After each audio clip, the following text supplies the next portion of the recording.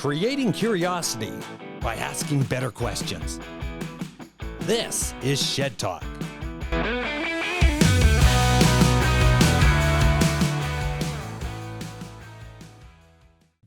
Curran, the visionary founder of Local Laundry. Discover how the encounter with a laundry machine in 2015 sparked the idea to make local laundry and led to the birth of socially conscious Canadian clothing brand. Join us as we explore Connor's mission to create a positive impact on both people and planet, and the remarkable evolution of local laundry into a symbol of social good. Connor Curran, thank you very much for joining me on Shed Talk. It was an honor to have you here. Thanks so much for being here. I really appreciate it. I'm really looking forward to having some fun. Well, I hope you're looking forward to having some fun, because I know when you first came on, like you're coming on, I had to think out, what is local laundry? Yeah. I thought it was it's a laundry company. Yeah. So you got to tell me a little bit about it. Yeah. So Local Laundry, we're a Canadian-made clothing company that aims to build community in every single thing that we do. We're on a mission to raise $1 million for local charities by 2030. Showcase that just because we're a small business doesn't mean we can't have a big impact.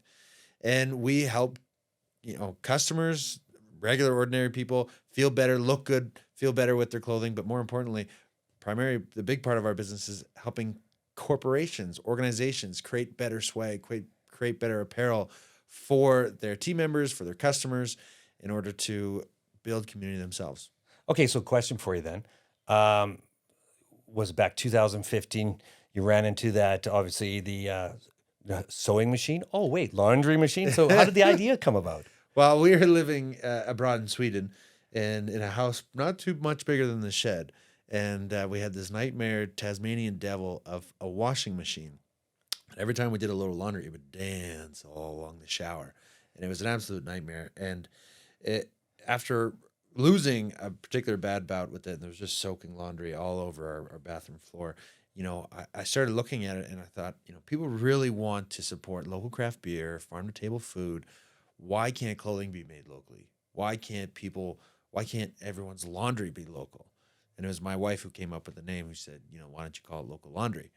And from that point on, I was just obsessed. I ran back to school, went to the computer lab, Google searched how to make a t-shirt company, watched a YouTube video. $50 later, I had an online t-shirt company. And I really felt that clothing could be a vehicle to express our values and use as a way to connect with one another and build a community around those values and really build something that could help each other grow. So as local laundry, so what's local about it? So you're talking about local, like farmers from farm to table, and then but how does that clothing work for local? Let's talk about Calgary as an example. How am I going to take clothing, okay, and do it locally? What sets you different and apart from anyone else? And I'm going to talk local farming. Sure. What is local clothing? Yeah. So for us, when we first started, we wanted to invest back in the community. It was actually all about Calgary community t-shirts, coming up with different designs, a Mackenzie Town shirt, a 17th Ave shirt, and really representing your community. Those didn't sell that well. But the ones that did sell was the YYC design, the CAN design. And so we started building this clothing line around representing where you come from and being proud of where you come from, and then using a portion of the profits from those shirts to go back into the community itself and invest back in the community through charities and other kind of things.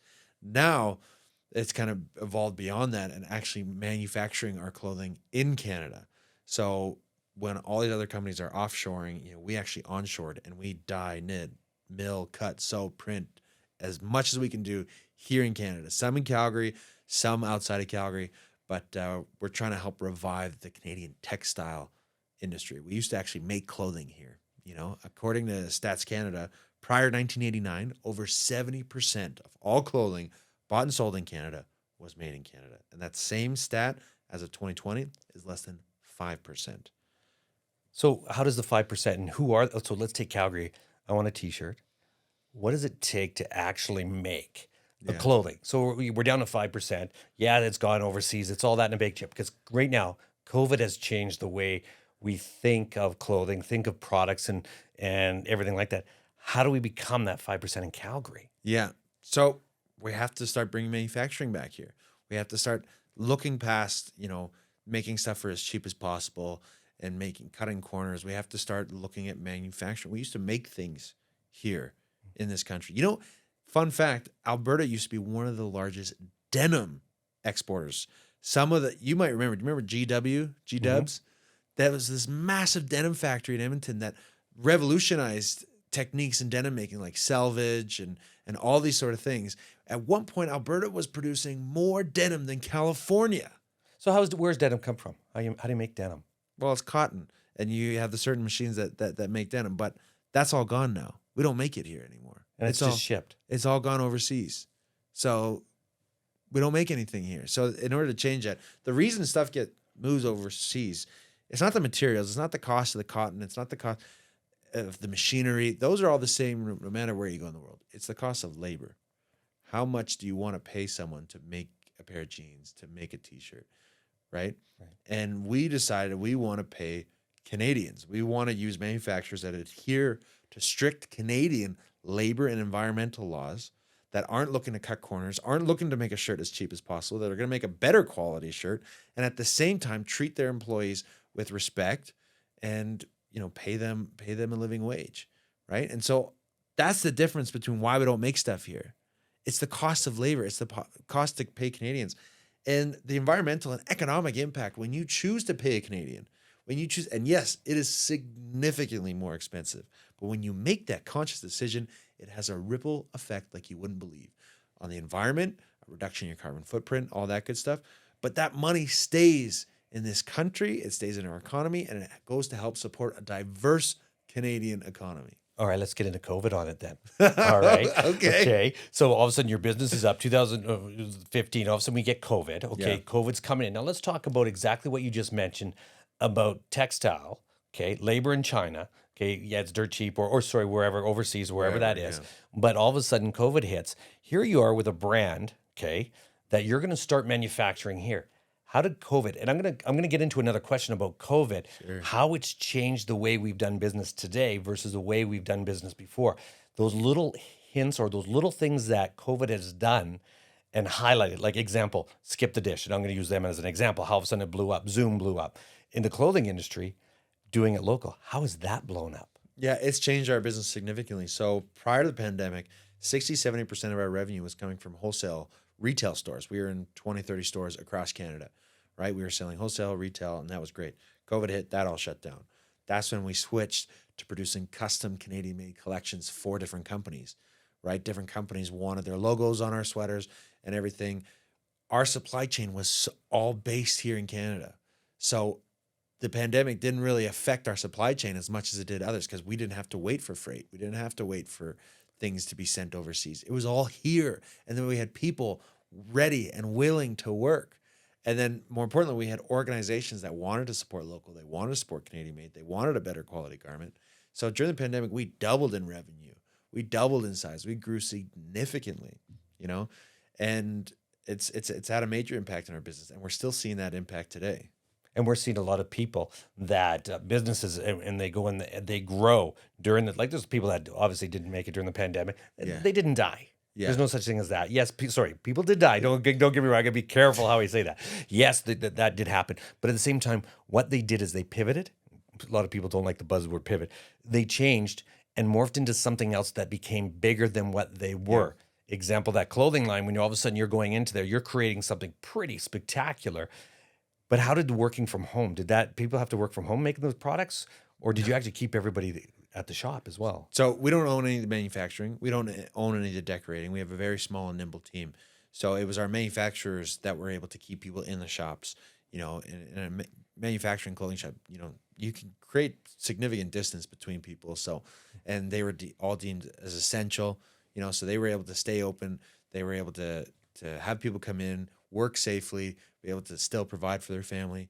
And so they just needed work, right? And so we went out and sought companies who we placed 1,000-piece orders, 2,000-piece orders, so on and so forth, in order to keep those manufacturers up, running, operating smoothly, able to pay their employees here in Canada, continue to support a diversified Canadian economy. And our customers, our community, our collaborating partners, they all jumped on it and were massively supported. And that's why we were able to grow so significantly during the pandemic. Now, growing during the pandemic, what's your greatest challenges in the sales aspect of it? Because was it Zoom calls? And I'm talking about cold calls. Let's get right down to actually the nuts and bolts of this. You got a brand new. How were you going after? And as a start, and we're really at a startup, but you're on a big growth.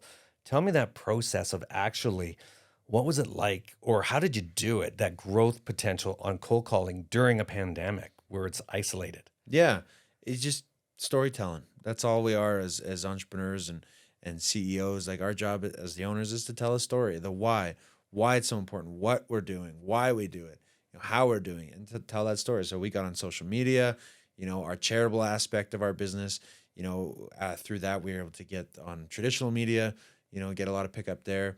And it's just a feel good story to talk about, two young guys wanting to start a Canadian made clothing company, want to invest back in the community through their social entrepreneurship, and wanting to revive the Canadian textile industry, support a diversified economy. And it was just, we just told our story. We told our story. The one constraint we always run into is price, right? We're significantly more expensive than most clothing providers. And there's a traditional mindset that these companies, when they have come time for their swag budget and they want to come up with new clothing for their team members or customers, they're used to that $5 t-shirts, that they can get on a dime. But they're shirts that make everyone look like they're wearing barbecue covers, and they end up in people's pajama piles. So our biggest thing on these cold calls is to say, like, why are you making pajamas for your customers? What does it say about your brand? What would it say about your brand that you partner with a local Canadian made on a mission to donate $1 million to local charities? What kind of, and that's the piece of clothing you put on, your brand on. What does that say about your brand? And how close are you getting to the $1 million into the charity to donate? We're just over 200,000. So we're well on our way. Awesome. And it's only getting bigger and bigger every year. Through our Giving Garments program, every toque, sock, blanket that we sell online, wholesale or custom, we donate 1-for-1 to shelters all across Canada. Explain the 1-to-1. Every toque, sock, blanket we sell, we donate a toque or sock or blanket. Oh, but it's not cash. No. Okay. It's a physical toque. So these shelters, every year, you go to walk into any shelter, that is some of the most in-demand items that they are constantly out of stock in, to give to those in need. So we've to date we've donated over 5,000 toques, 2,000 pairs of socks, 500 blankets to shelters all across Canada. And what other charities have you been in as well? You name it, we've donated to them. We're cause agnostic. We've donated to cancer charities, kids sport, brown bacon for Calgary kids. Like if you can think of a charity, we've probably donated in this city and in Canada beyond. So you're an entrepreneur. Mm-hmm. You're going in there. What's the biggest challenge you've had as an entrepreneur, individually, just by yourself? It's always going to come down to sales. It's always going to come down to cash. Always come down to sales and cash. Because as an entrepreneur, you can have all these lofty ideas, these visions. You want to make the world a better place, all this, and that's great. And it's a big part of what we do. At the end of the day, if you're not bringing money in the bank, none of that matters. That is so true.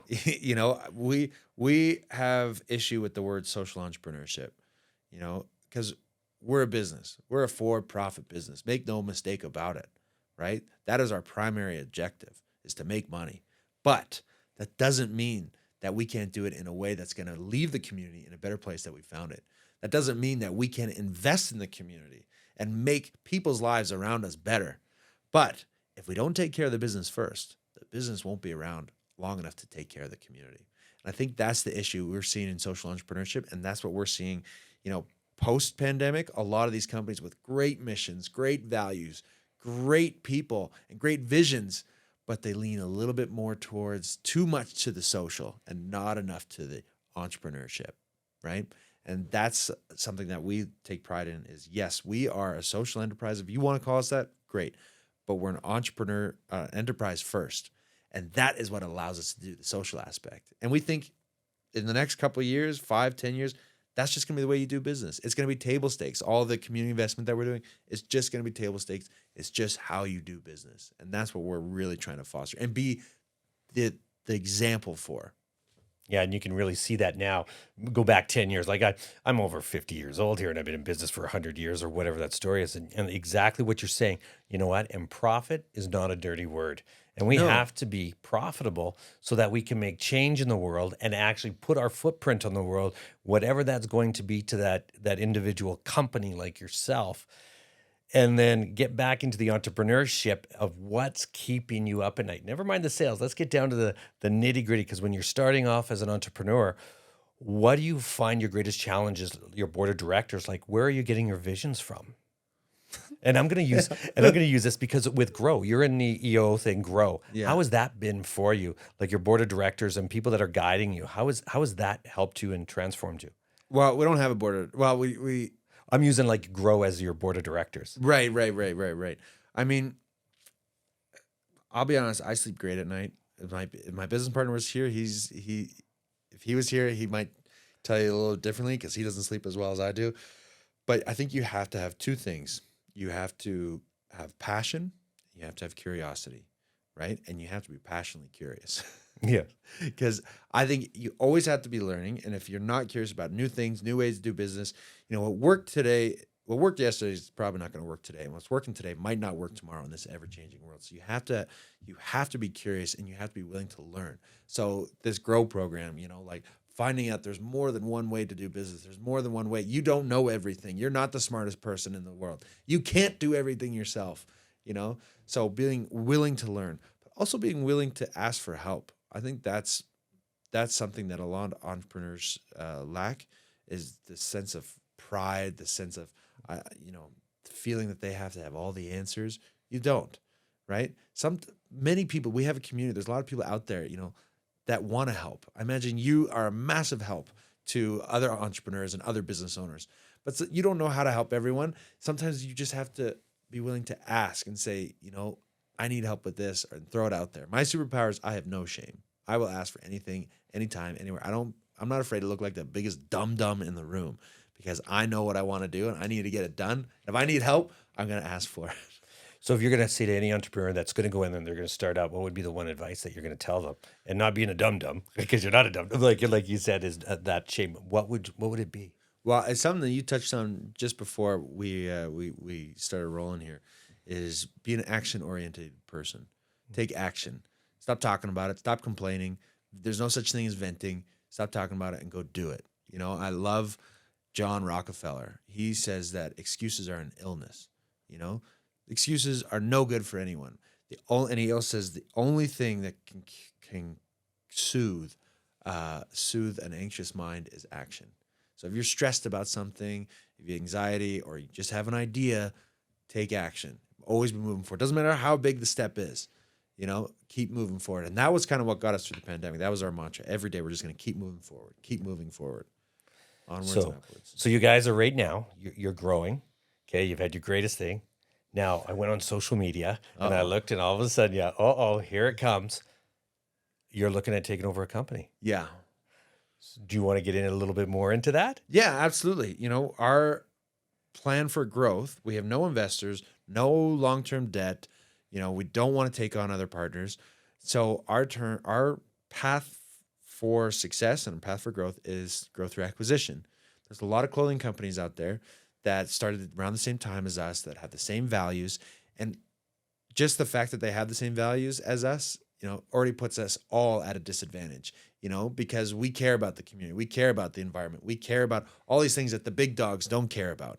And all these little things, they add up in cost and time and effort, because it's hard to manufacture in Canada. It's hard to donate, be on a mission to donate $1 million to local charities. And all these other companies are facing the exact same things. So our path forward is, why not we all do it together? Why not we partner up, band together, keep all the individual brands and everything, but they are building community in their own unique way. They serve a different maybe demographic than us, maybe in a different geographical location or a different audience, but they have the same values and the same commitment to building community as we do. So why do it alone in different silos? Why can't we all do it together? So right now we're in the middle of, we just wrapped up negotiations for our very first acquisition for another clothing company. And we're looking forward to acquiring and partnering with many, many more. So quick question for you here. the past dictates the future. Now, you're in the clothing industry. Now, have you looked at the clothing industry? And it's when I talk clothing industry, it's like I look at like gimmick, not gimmicks, but you'll have shirts, you have a whole product line of 20, 30. 30. Is it different than like ordering I wouldn't say like pens and pencils, correct? Is it that's something totally different than that? Is that correct? I mean, Merchandising company, merchandising yeah, like companies. promotional companies. Yes, that's it. This is not promotional companies style. Is that correct? We're trying to change the way that companies look at their promotion, their relationship with their promotional company. Perfect. And the reason, and what I'm getting at is I'm going back is from the past dictates the future, because there's been companies way back in the day that looked at that, and good, bad, or indifferent. And then all of a sudden, because like the businesses that I've been in for like 30, 40 years, there seems to be a cycle. It goes, it comes around, goes around, does it again. Yes, it's changed. COVID added a little dynamic to it. We changed our posturing, changed a little bit. All of a sudden, this. So it isn't anything different. It just adds a different value or a different flavor of the month. So it's been interesting because as you're growing and you're getting into this aspect of mergers, acquisitions, how has that process been with the actual team you're with? Like, what's that flavor? Like, somebody wants to do it. How does that work? How do you make that first contact? What do you mean, Like contacting the companies? The companies. Like, how does that first conversation come to? Again, I'm going to go back to here we are throughout all these years. There's this company A, company B. I understand. Who is actually going to transfer? They don't like you for whatever reason. This guy doesn't. Do you have a mediator? Okay. Do you have a hedge fund? Do you have this? Who makes that first contact? Like from somebody out there. How do they approach somebody? Yeah, I understand. And that's where we think we have a really unique differentiator. Traditionally, you have all these promotional companies and they're promo A, promo X. They have no brand. There's no distinction between them. And if they do have a brand, it's only B2B facing. It's not consumer facing. We're coming at it with a unique way. We are a consumer brand first, right? So people see us on social media. They see us out in the community. They see us doing stuff like this. And then they go to their day job and they go, oh, we got that event coming up. We need shirts. Well, why don't we use those guys? Look at what they're doing. Like, I believe their values align with mine. Their values align with the company. Let's go with them. Maybe they're a little bit more expensive, but people are going to be a lot more excited about these shirts than if we just got, promo A shirts with a Gildan label on it, So those are the people we're contacting. They're actually our e-commerce customers. They're individual customers who bought from us before they know us. We probably met them 1,000 times. So that Gildan shirt, just because you said that, that's all I can see, because Gildan just reminds me of a promotional product. It's on my back and it's Gildan, and you wouldn't wear it out to dinner. You wouldn't wear it out amongst your friends, like. No, and it's one of those things. I only wear one T-shirt, one shirt all the time, every single time. So definitely. But you're right. Yeah, that is. It doesn't make you look good. It doesn't make you feel good. It ends up in your pajama pile. Yeah. And what a waste of money! What a waste of time! What a waste of effort to produce a T-shirt. Why not create something that you can be proud of? That you have people wearing that they can't wait to wear, and they're going out, they're wearing it to the bars, they're wearing it to the events. Because that's a nice shirt. Where'd you get that shirt? Let me tell you, this is my company. They supported this great local owner. They're trying to revive the Canadian. They're on a mission. Blah, blah, blah. Right. Now all of a sudden they're excited to wear this shirt. And that's what gets me excited. That's what makes me so passionate about clothing, because clothing is such a representation of our values. How we decide to dress ourselves in the morning is an either conscious or subconscious decision of how we want to be perceived in the world. It's such a vehicle to connect people. And so why not make that a little bit more interesting, Yeah. What's your favorite shirt? My favorite shirt? Favorite shirt. Okay. Doesn't have to be a brand, or maybe it is. I like our jackets. The jackets. So it's a shirt jacket. So this is made from heavyweight cotton, same material that we would produce a really high quality sweater from, but we zhuzhed it up, gave it some structure, gave it some buttons, and now it's something that has the coziness of a sweater, and it stretches, it feels good, but you can wear it out to dinner, put on a nice pair of jeans, nice pair of boots, and it's got this rugged look. It's perfect for that Calgary lifestyle where you want to go to the office Monday to Friday. Great, you can wear it. You want to go out to dinner? Great, you can wear it. But you want to go to the mountains for a hike or a ski on the weekend? It works for that too. So it took us a long time to produce, but I absolutely love it. So it's like your own brand, obviously. Yeah. That is so cool. You know what, Connor? Thank you very much for joining me on Shed Talk today. That was awesome. Thank you very much.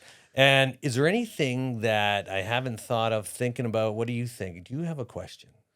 Uh, I got probably 1,000 questions for you.